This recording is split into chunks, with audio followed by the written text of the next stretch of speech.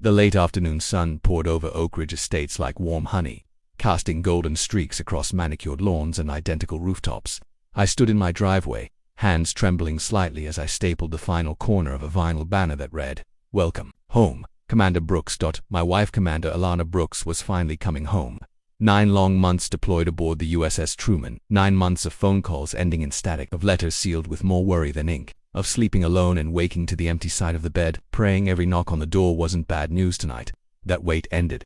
I had grilled steaks marinating, a small cooler stocked with her favorite cider, and a playlist ready that started with the first song we slow danced to after her officer's commissioning. A few close friends and neighbors were coming by, nothing over the top. Just a quiet, respectful welcome. I didn't even see her coming. Karen. She walked like authority had been grafted into her bone spine, stiff, lips pinched, clipboard clutched against her chest like it was the Constitution. "Excuse me," she said, stopping at the edge of my lawn. Her tone carried the sharpness of someone who had practiced being offended. I looked up, smiled politely. "Hey Karen, just getting things ready for Alana's homecoming." She peered at the banner like it personally insulted her. "And this gathering hasn't been approved. It's not a party. Just family and a few friends. She's been on deployment." Karen squinted, lips curling as if she smelled something rotten. "The HOA doesn't permit unregistered events, especially not ones that invite non-residents into the community. It's a violation of Section 8, Clause B." I exhaled slowly, trying to stay calm. "With all due respect, Karen, this isn't some rager. My wife just spent nearly a year in the Persian Gulf. This is her home. She deserves a welcome." Karen wasn't moved. "Rules are rules. We can't make exceptions just because someone wore a uniform. You'll need to take down the sign and keep any music off by 8 p.m. or I'll be forced to notify the authorities." I stared at her, stunned. "Are you seriously threatening to call the cops on a Navy officer returning from active duty?" She smiled, cold and tight. They won't follow the rules. Someone has to enforce them." She turned and strutted away, heels clacking like punctuation marks against the concrete. I watched her disappear around the corner, resisting every urge to yell something I'd regret. The neighborhood had always been peaceful, predictable. But ever since Karen took over the HOA board, it had felt like we were all tenants in her regime. Petty fines for flags not taken down fast enough after holidays. Harassment over mailbox paint chips. One neighbor even got a written warning for letting their toddler draw on the sidewalk with chalk. But this, targeting my wife's homecoming, it felt personal.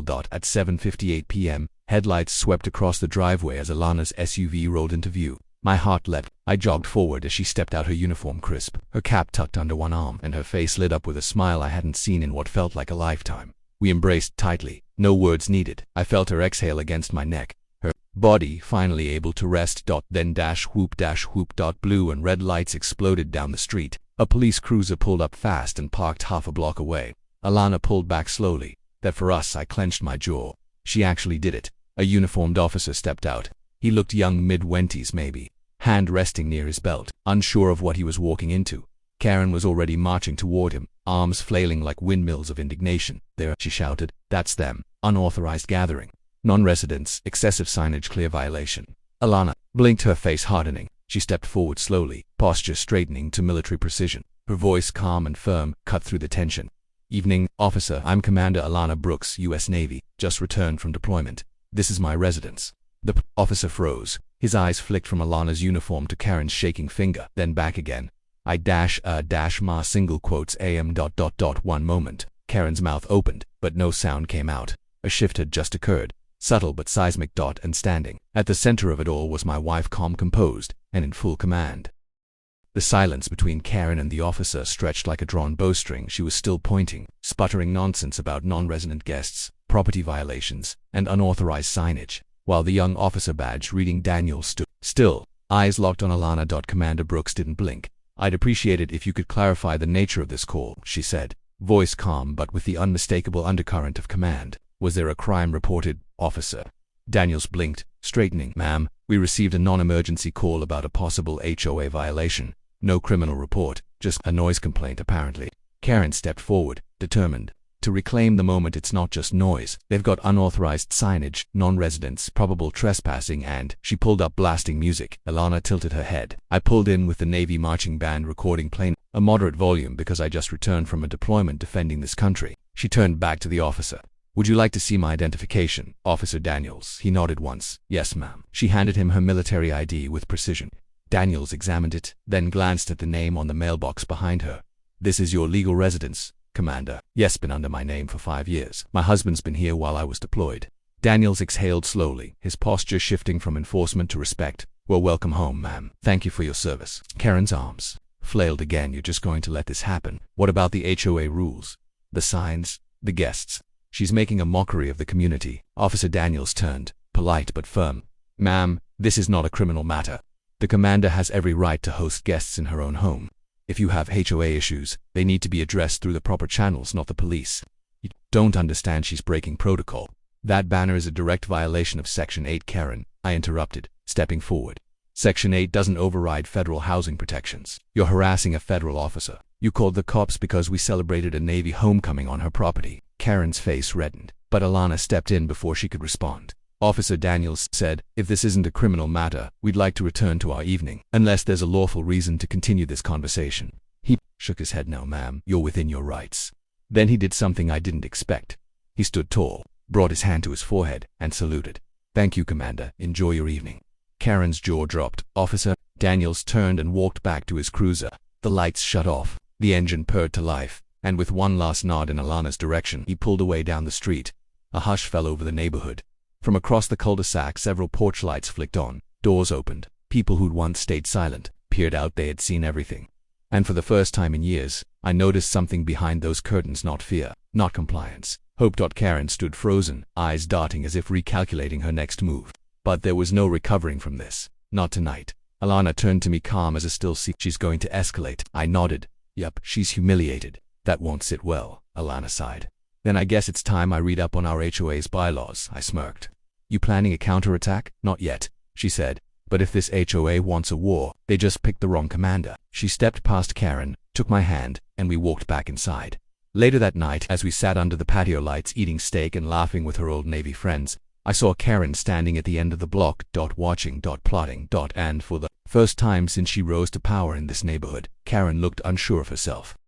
The next morning, the sun was barely up when I heard the rustle of paper against our front door. I opened it to find a white envelope taped to the frame. Oak Ridge Estates Homeowners Association violation notice. Inside was a citation, a $1,000 fine for hosting an unauthorized event with non-resident guests and excessive signage.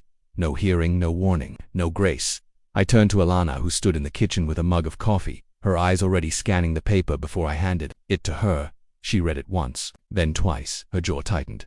So this is how she plays, Alana muttered. No due process, just intimidation. She's banking on you being too tired to fight back. Alana set her mug down with military precision. She picked the wrong sailor. Within the hour, she drafted a formal appeal. It included citations from the HOA's own bylaws, federal protections under the Service Members Civil Relief Act, and a copy of the HOA's Architectural Review Guidelines, which said nothing about temporary banners for military homecomings. But she didn't stop there. Alana began digging. What she found painted a very different picture of Oak Ridge's HOA board, one riddled with overreach, poor accounting, and Karen's signature on nearly every unilateral fine issued in the past year. That evening, Alana attended the emergency HOA meeting alone. She wore her civilian blazer, her ribbons and rank tucked away, but her presence still radiated command. I watched from our front porch, the HOA's meeting hall just visible across the street. Curious residents filtered in, whispering, many holding their own notices and grievances. Finally, emboldened by what had happened the night before, the meeting began like every other. Karen at the center of the table, gavel in hand, flanked by 3 uncomfortable board members. Alana waited for the chair to open the floor. When her moment came, she stood with the ease of someone used to briefing admirals. Commander Alana Brooks, she began, her voice clear. Resident of 118 Oak Ridge Lane, I'm here to formally appeal the fine issued against my household, but more importantly, I'm here to challenge this board's abuse of power. Gasps rippled through the room. Karen attempted to interrupt, but Alana raised one hand, firm but respectful. You'll have your turn. I have documentation here showing over 40 fines issued without due process or board approval. Many under questionable pretenses: Halloween decorations, chalk drawings, flags, wind chimes. She turned toward the crowd. Several of you have received these, haven't you? A sea of nods, murmurs of agreement. Frustration long buried began surfacing in the open. Karen leaned forward. This is not how we conduct board business. Alana cut her off. Karen, you've conducted board business like a private fiefdom. That ends now. She placed a thick folder on the table. This is a formal request for an independent audit of the HOA's actions over the past 18 months, including financial decisions, board vote records, and communications. If the board refuses, I will be filing a complaint with the Department of Housing and Urban Development, as well as the State HOA Oversight Commission. Karen's face drained of color. Her mouth opened, no sound. One of the board members cleared his throat. I didn't even know half of these fines went out. Another spoke up. I thought we voted on them. Karen said we had. Alana nodded slowly. That's the problem. Karen slammed her gavel. This meeting is over. But the crowd wasn't moving, not this time. They'd seen the woman who stood her ground against a weaponized HOA and they were ready to follow. Outside, Alana returned to the porch where I waited, silent for a long moment. That wasn't just an appeal, I said finally. She smiled, slow and certain. No, that was a call to arms. 3 weeks later, the HOA held its annual election. Flyers had gone out. Allegations had been made. And Karen, once untouchable, now found herself surrounded by neighbors she'd alienated, or rallying behind a new name on the ballot, Commander Alana Brooks. We didn't campaign. We didn't need to. The confrontation at the emergency meeting had ignited something in Oak Ridge's slow, steady uprising. Stories flooded the neighborhood Facebook page. Veterans fined 4 flags on Memorial Day. Seniors threatened for putting benches on their porches. A single mother penalized for leaving a stroller on her front step for visual clutter. Every tale had the same signature. Karen. On election day, turnout tripled. Residents who hadn't voted in years lined up at the community hall, many of them clutching cancelled fines and HOA notices like war medals. The ballot count wasn't even close. Alana won unanimously. Karen didn't even stay for the results. She left halfway through the count, her lips tight, her eyes hidden behind oversized sunglasses. A moving truck appeared outside her home a week later. She never returned. At the next board meeting, Alana's first as HOA president, there was no gavel bang, no condescending speeches, no clipboard theatrics. She began with a simple pledge: greater than this board exists to serve the residents, not control them. No more arbitrary rules, no more intimidation. From today, Oak Ridge belongs to its people again. The applause was thunderous. Over the next month, Alana got to work. She introduced a motion to audit every fine issued in the past 2 years. Within days, over 90% were voided and refunded.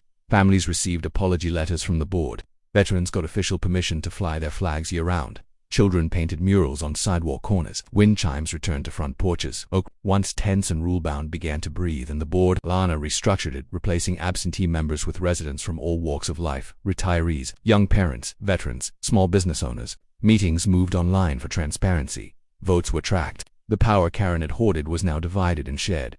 One evening, as we sat on the porch under the same string lights from the night of Alana's homecoming, Officer Daniels pulled into the driveway. He wasn't in uniform, just jeans, a polo, and a grin that said he came bearing news. He handed Alana a plaque, Oak Ridge Neighborhood Citizenship, AWARD, presented to Commander Alana Brooks for outstanding service, leadership, and integrity. Your stand changed everything. He said Karen ruled this place like a tyrant, but you gave it back to the people. Alana smiled, a quiet pride in her eyes. All I did was remind them they had a voice. He shook her hand. Well, they're listening now. After he left, Alana leaned back in her chair, eyes scanning the quiet street. Porch lights glowed warmly. Laughter drifted in the air. The community finally felt like home. You think she'd come back? I asked. Karen's name had faded, but the memory lingered. Alana shrugged. She might. Bullies like her hate losing control. But next time, she paused, then smirked. She'll find a welcome banner waiting with bylaws printed on the back. I laughed. Commander, I like this new mission. She winked. This one's personal. And with that, we raised our glasses under the stars. No longer waiting for home to return. We had rebuilt it together.